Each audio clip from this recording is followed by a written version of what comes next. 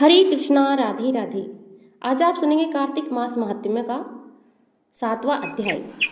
नारद जी ने कहा, हे राजन, कार्तिक मास में व्रत करने वालों की नियमों को मैं झनसेक में बतलाता हूँ, उसे आप सुनिए। व्रती को सब प्रकार के आमिष, मांस, उर्द, राई, खटाई तथा नशीली वस्तुओं को त्याग कर देना चाहिए।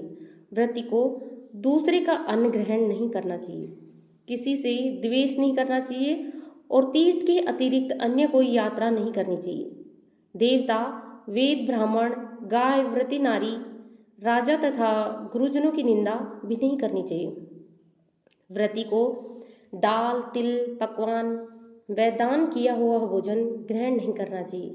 किसी की चुगली या निंदा भी नहीं करनी चाहिए। किसी भी जीव का मांस नहीं छूना चाहिए।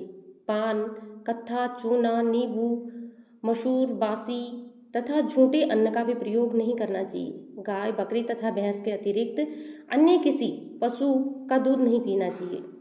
काशी के पात्र में रखा हुआ पंचगव्य बहुत छोटे घड़े का पानी तथा केवल अपने लिए ही पका हुआ अन्न प्रयोग करना चाहिए। कार्तिक माह का व्रत करने वाले मनुष्य को सदैव ब्रह्मचार्य का पालन करना चाहिए। उसे धरती पर सोना चाहिए और दिन के चौथे पहर में केवल एक बार पत्तल में भोजन करना चाहिए। व्रती कार्तिक माह में केवल नरक चतुर्दशी, जिसे छोटी दिवाली कहा जाता है, उसके दिन ही शरीर में तेल लगा सकता है। कार्तिक माह में व्रत करने वाले मनुष्य को सिंघाड़ा, प्याज, मट्ठा, गाजर, मूली, काशीफल, लौकी, तरबूज, इन वस्तुओं का प्रयोग बिल्कुल नहीं करना चाहिए। रज्जुशिला, चांडाल, पापी, मलेच्छ, पतित, व्रतहीन, ब्राह्मणद्रोही और नास्तिकों से बातचीत नहीं करनी चाहिए। भगवान विष्णु को प्रसन्न करने के लिए अपनी शक्ति के अनुसार चंद्रायण यानी आदि का व्रत करना चाहिए और उपयुक्त नियमों का पालन करना चाहिए। व्रती को प्रतिपदा को कुम्हेड़ा, द्वितीया को कटहल, तृतीया को तरुणी और चतुर्थी को मूली, पंचमी को बेल, षष्ठी को तरबूज, सप्तमी को आंवला, अष्टमी को नारियल, नवमी को मूली, दसवीं को लौकी, एकादशी को परवल, द्वादशी को बेर, त्रयोदशी को मट्ठा, चतुर्थी को गाजर तथा पूर्णिमा को शाक का प्रयोग नहीं करना चाहिए। रविवार को आंवला का प्रयोग नहीं करना चाहिए। कार्तिक माह में व्रत करने वाला मनुष्य यदि इन शाकों में से किसी शाक का सेवन करना चाहे तो पहले ब्राह्मण को देखकर ग्रहण करे। यही विधान माघ माह के व्रत के लिए भी है। देवउठनी एकादशी से पहले कही गई विधि के अनुसार नृत्य, जागरण, गायन, वादन आदि करना चाहिए। इसको विधि पूर्वक करने वाले मनुष्यों को देखकर यमदूत ऐसे दूर भाग जाते हैं जैसे सिंह की गर्जना से हाथी भाग जाता है। कार्तिक माह का व्रत सभी व्रतों में श्रेष्ठ है।